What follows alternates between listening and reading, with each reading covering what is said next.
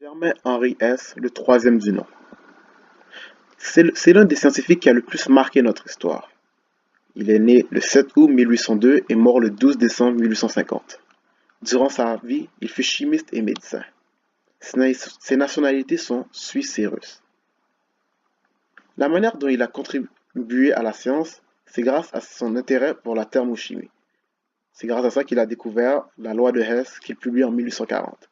Le principe de cette loi, c'est si une réaction représente à elle seule deux ou plusieurs autres réactions, la chaleur qu'elle dégage ou absorbe est égale à la somme des chaleurs dégagées ou absorbées par les autres réactions. Le but de notre laboratoire est de prouver la loi de Hess. Voici notre hypothèse. On pense que si on additionne l'enthalpie de la réaction 1 à l'enthalpie de la réaction 2, elle va être égale à l'enthalpie de la réaction 3. C'est vrai. Donc, pour la réaction 1, on aura besoin d'une certaine quantité de NaOH. On va peser cette quantité de NaOH avec une balance et une nacelle de pesée. Puisqu'on aura 3 essais à faire pour cette réaction-là, on aura 3 masses différentes à prendre. Donc, ensuite, par la suite, on va devoir mesurer la quantité d'eau distillée nécessaire avec un cylindre gradué qui servira à faire le mélange. Et ensuite, on met le bol en styromousse sur la plaque agitatrice et on met le barreau magnétique dans le tout. Mais bon, puisque je n'ai pas tout ce luxueux matériel, je vais simplement utiliser une cuillère. Bon, on va verser l'eau de la... Oh my god, c'est lequel encore? On va verser l'eau distillée dans le bol en styromousse, prendre la température de l'eau, la température initiale, parfait, et ensuite on commence à mélanger. Pendant le mélange, on rajoute le NaOH dedans, et on continue à mélanger jusqu'à ce que le NaOH soit complètement distillé. À la fin de la réaction, à la fin de la réaction, on va prendre la température finale et on va noter la différence. Je te dis que c'est Germain Henri Hess qui a découvert le feu là. Arrête de douter de moi.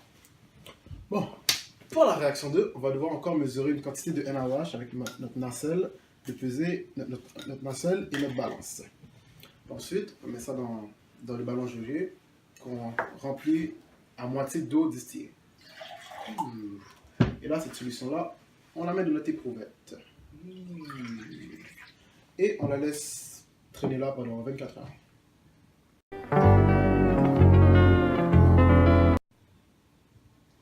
Par la suite, je reverse mon éprouvette dans mon ballon jaugé ensuite je dois remplir d'eau jusqu'à la joue, exactement jusqu'à la joue. Sinon, ben, vous avez foiré votre mélange.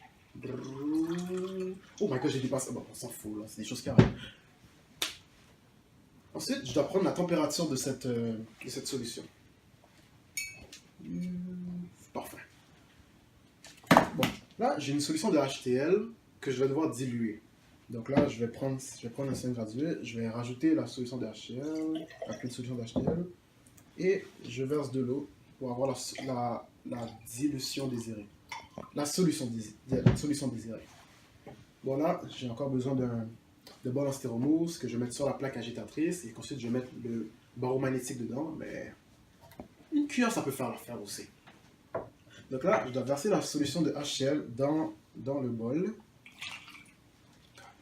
et je dois prendre la température de ce dernier.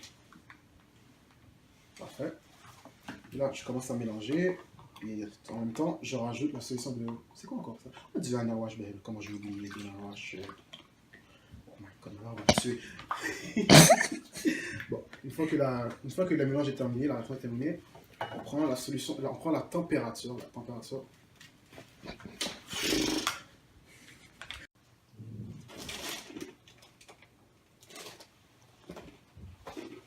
Donc, une fois de plus, on va devoir peser une quantité de NaOH avec ma balance, ma nacelle de pesée et du NaOH. On peut voir si on a la bonne masse, et puis voilà. Et là, j'ai encore une fois du HCl, mais un peu trop concentré. Donc, on va y rajouter de l'eau pour avoir la concentration voulue. Et là, je prends mon bol en styromousse, où est-ce que je rajoute la solution d'HCl dedans. Et là, une fois de plus, je n'ai pas de plaque agitatrice et tout, donc je vais utiliser une cuillère. Mais avant ça, il faut prendre la température de cette solution. Parfait. Et là, je commence mon agitation. Et je rajoute le NaOH. Je continue d'agiter, jusqu'à ce que ce soit complètement dissous. Et je prends la température une fois de plus, la température finale. Parfait. Pour conclure, récapitulons un peu le labo. Lors de mes expériences, j'ai eu certains résultats. Pour la réaction 1, qui était de faire une dissolution du NaOH, pour le premier essai, j'ai eu 40,11 kJ par mol. Pour le deuxième essai, j'ai eu 42,2 kJ par mol. Et pour le troisième essai, 40,80 kJ par mol. Ce qui fait une moyenne de 41,04 kJ par mol.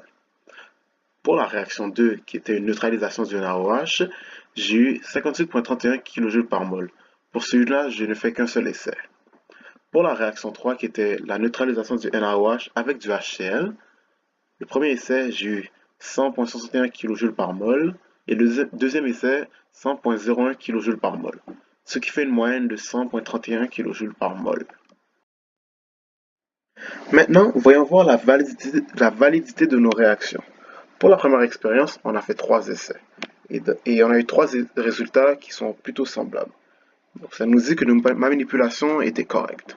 Pour la deuxième réaction, on a seulement un seul essai, donc un seul résultat.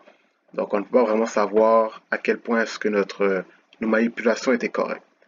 Pour le troisième essai, on a 2 résultats et ils sont plutôt semblables eux aussi. Donc les manipulations sont sûrement correctes.